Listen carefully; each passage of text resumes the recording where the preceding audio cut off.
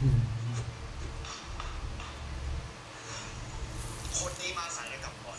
ส่วนอีกคนก็หมดทานเล่นส่วนอีกคนก็หมดแต่เล่นเกมนี่บริษัทนะไม่ใช่บ้านพักตากแค่ทำแค่นี้จะเป็นอะไรไปวะ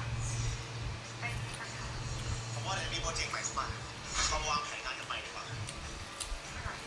โปรเจกต์ของหน้าเราอะยูเนี่ยเป็นใครวะ